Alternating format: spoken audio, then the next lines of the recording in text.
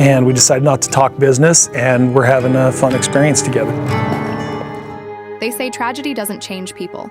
It exposes who they truly are. And when the unimaginable happened, when Garrison Brown tragically took his own life, Sister Wives fans braced themselves for raw grief, heartbreak, and accountability from the Brown family. But what they got was something no one expected. Instead of a father mourning his son, the world witnessed Kody Brown drowning in self-pity, blame, and entitlement. In that moment, whatever image remained of Kody as a caring patriarch shattered completely. Hi everyone, this is Helena from TLC's Sister Wives News, and today we're breaking down the moment that changed everything.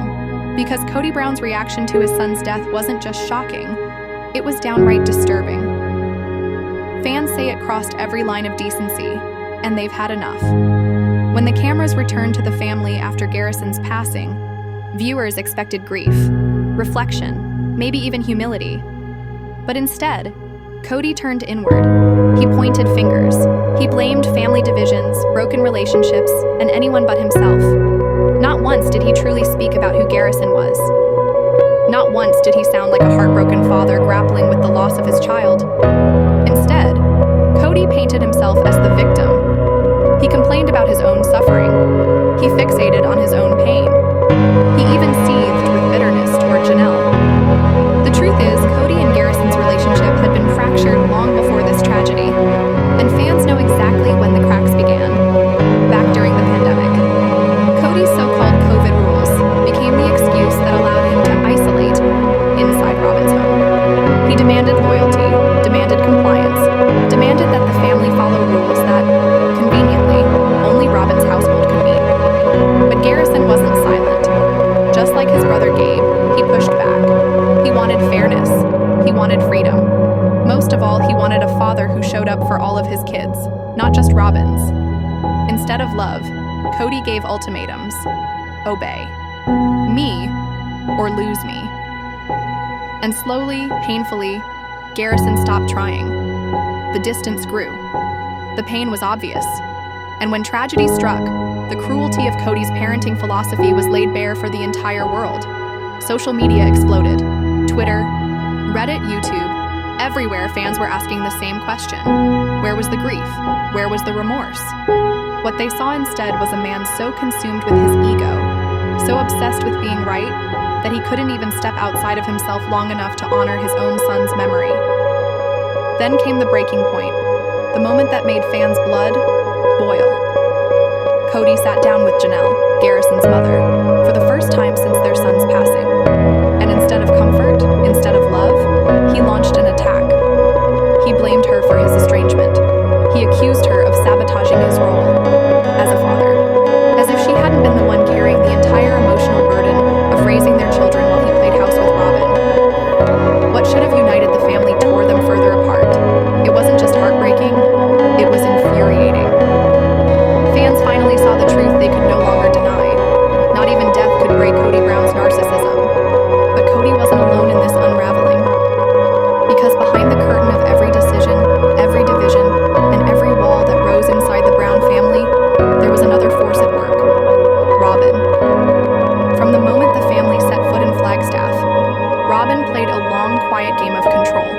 While the show painted her as misunderstood, fans began to see the darker reality.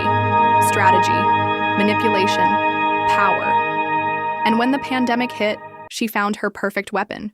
Strict, rules, limited. Visits, hugs with conditions. The only household that ever passed the test? Hers. This wasn't safety, it was control. Access to Kody ran through Robyn, and everyone else was left on the outside looking in. Even Mary, discarded emotionally for years, was kept nearby. Not as a partner, but as a pawn. Useful only as long as she posed no threat. Loyal, isolated, powerless. But Janelle, she was the one Robyn could never control. But Kody did share with me that when Robyn came into the family and he was experiencing this. Janelle once believed in Kody's dream more than anyone. She put her money, her time, and her future into Coyote Pass. She even gave up the comfort of her rental home and moved into a cramped RV on the raw Arizona land, something no one else in the family had the courage to do. It wasn't just a move, it was an act of faith. a declaration, "I believe in this family, even if no one else does." But instead of support, Kody gave her scorn. He mocked her decision, ridiculed the heat, the dust, the lack of comfort. He made it crystal clear. He would not stand by her. He wouldn't even help. Meanwhile, Robyn sat comfortably inside a luxury home, purchased with the help of family funds, while Kody played house at her side every single night. The inequality was blinding. Robyn had security, comfort, and financial protection, while Janelle was left with empty land and empty promises. And when Janelle dared to ask for her fair share, her own money to build her own future, Kody balked. He wanted control. He wanted power. He preached family unity, but practiced exclusion. Still, Janelle didn't break. She didn't cry for the cameras or beg for his affection. Instead, she stood steady. She spoke truth. She called out his hypocrisy, calm but unshakable. And when it became undeniable that Kody would never change, she did the unthinkable. She walked. Even after Garrison's heartbreaking death, when grief could have destroyed her, Janelle refused to be gaslit. Kody tried to twist the story to blame her, to shift his guilt, but Janelle saw through it, and so did the fans. Because her strength wasn't loud, it was unwavering, and Kody's failure wasn't just as a husband, it was as a father who couldn't show up when it mattered most. But long before Janelle reached her breaking point, another wife had already seen the truth. Christine. Christine had always been the heart of the family. She poured love into raising children, creating warmth even when she didn't feel truly seen. But she was also the first to realize Kody wasn't coming back. Not as a partner, not as a father, not in any real way. Her breaking point came when their daughter Isabel needed spinal surgery, a terrified young girl facing one of the biggest moments of her life. And what did Kody do? He refused to go. He blamed COVID, he blamed travel, but fans saw the truth. Kody chose convenience. He chose Robyn. And Christine and Isabel were left to face it alone. That moment tore away the last illusion Christine held. And what followed shocked viewers even more. Kody fighting Christine over child support. Yes, the man who had earned years of reality TV paychecks, thanks in part to Christine's sacrifice, had to be dragged to court just to provide for his youngest daughter, truly. Meanwhile, Robyn's household thrived. Luxury furniture, endless spending, every comfort imaginable. The double standard was impossible to ignore. So Christine did what no one thought possible. She walked away. Quietly, at first, but when she finally spoke her truth, it hit harder than any insult ever could. She didn't smear Kody. She didn't dramatize. She simply told the truth, and fans felt every word. Christine's exit wasn't weakness, it was liberation. And in leaving, she became the blueprint. She proved that freedom was possible, that loyalty didn't have to mean martyrdom. And when Janelle, and eventually even Mary, followed her lead, it became clear. Christine was the first to break the spell, the first to wake everyone up, the one who showed that life after Kody was not only possible, it was better. Because if Christine shattered the fantasy, Mary became the haunting reminder of what blind obedience really bought in Kody Brown's world. For years, Mary played her role exactly how Kody demanded: silent, submissive, endlessly loyal. She even legally divorced him so he could marry Robyn and adopt her children. She defended Robyn on camera, even when the rest of the family questioned her motives. And after the catfish scandal humiliated her in front of the world, she still begged to prove her loyalty. But what did it earn her? A husband who told millions. I don't consider myself married to her. For years, Robyn sold the world a picture of a big, happy family. She cried for unity, dangled empty promises of sisterhood, spoke of late-night talks, and even teased surrogacy, just enough to keep the cameras rolling. But once the other wives walked away and Mary's loyalty no longer served her purpose, the mask slipped. Robyn stopped pretending, Kody stopped inviting, and Mary was left staring down a brutal truth. She had sacrificed everything, only to be discarded when her devotion no longer benefited their image. Mary's story revealed the hollow core of Kody and Robyn's dynamic. Loyalty was demanded, but never reciprocated. And for fans who once pitied her as desperate, her quiet exit became a warning shot. It showed exactly how little play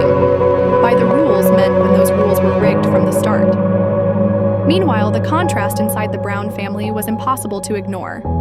Robin's children lived in luxury: million-dollar homes, private schools, endless toys, constant access to both parents, while the older kids were left behind. Gabe and Garrison worked jobs in high school to support themselves. Hunter, Madison, and Logan navigated college and military service without help. Isabel needed life-saving spinal surgery, and her father wouldn't even buy a plane ticket. Christine had to drag Kody into court just to secure child support for Truly. Yet Robin's kids, Dayton, Aurora, and Brianna, had everything. New cars, dance classes, designer bags, emotional and financial support that never seemed to run dry. The insult? Much of it was funded with family money. Money built by Christine, Janelle, and Mary, long before Robin ever appeared. But when blindsided it came time to share, Kody and Robin rewrote the definition of family to suit themselves. The disparity wasn't just visible, it was offensive, and fans never forgot it. Then came the darkest whispers after Garrison's tragic passing. Rumors that Kody had the audacity to ask for control of his son's estate.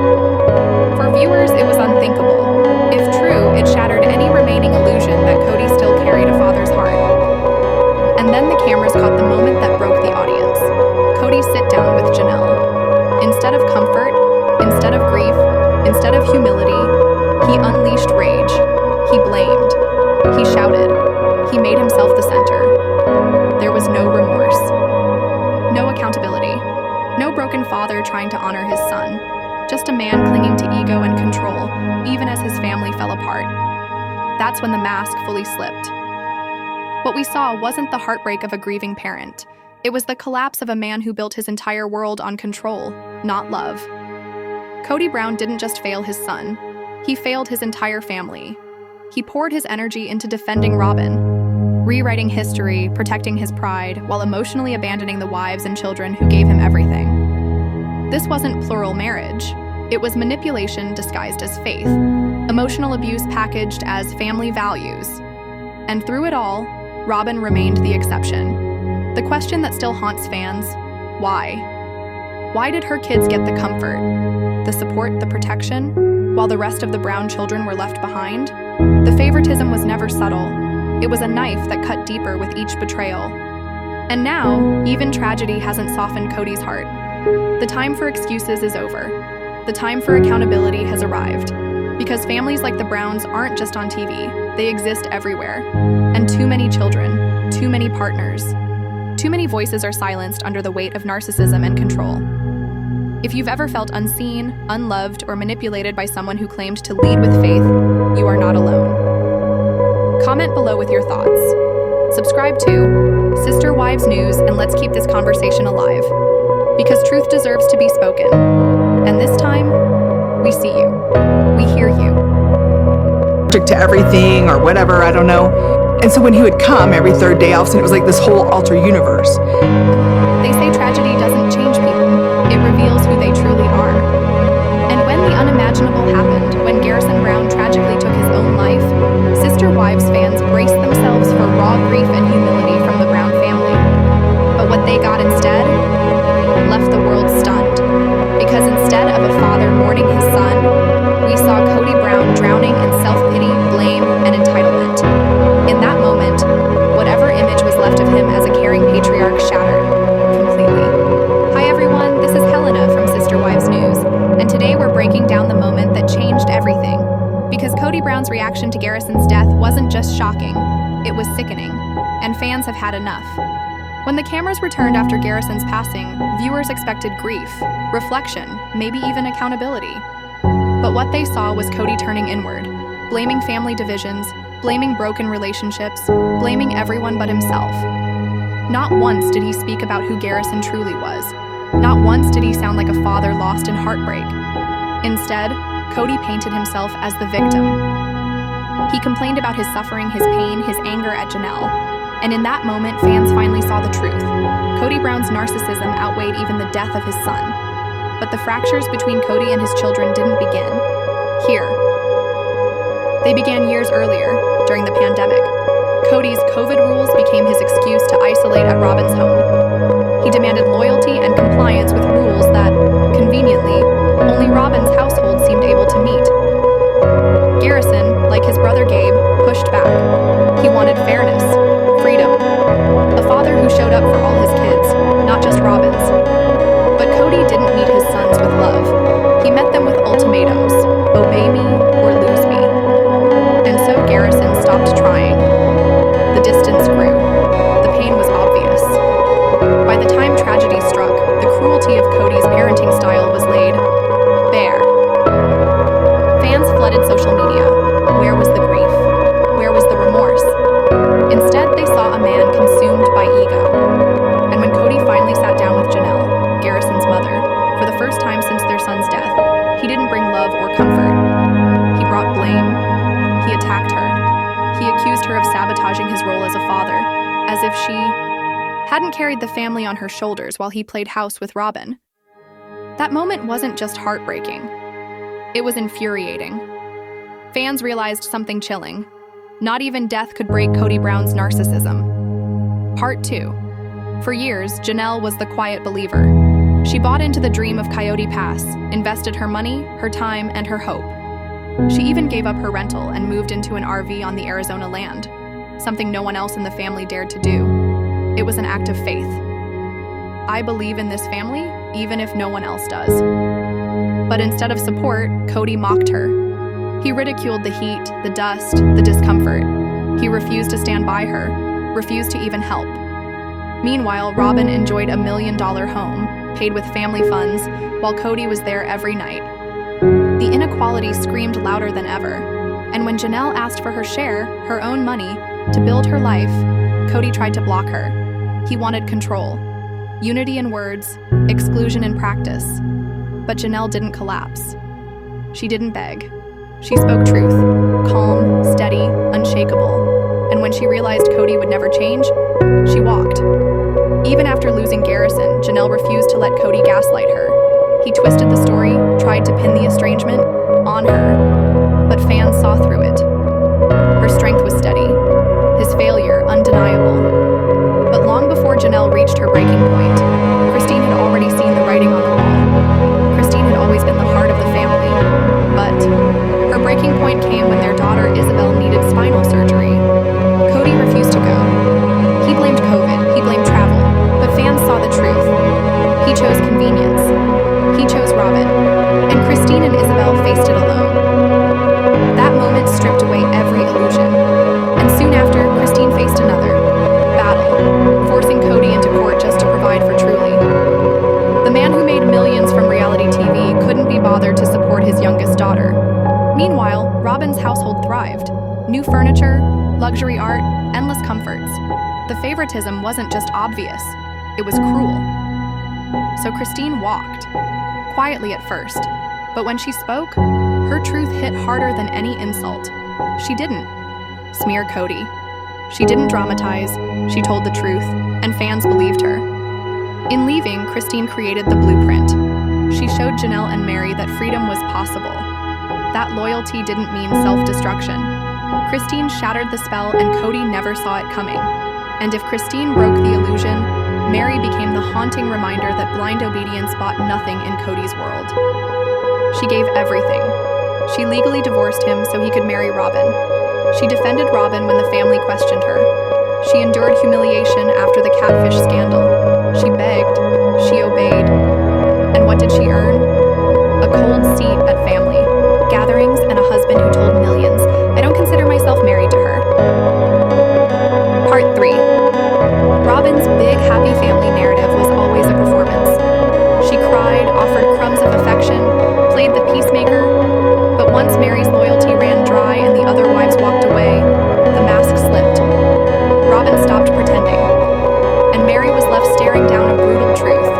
She had sacrificed everything, only to be discarded when her usefulness was gone. Her exit exposed what fans long suspected. In Kody and Robin's world, loyalty was demanded, but never reciprocated. And the favoritism? It was never subtle. Robin's children lived in luxury.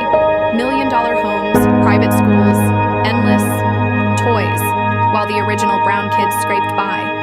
Gabe and Garrison worked jobs as teenagers. Hunter, Madison, and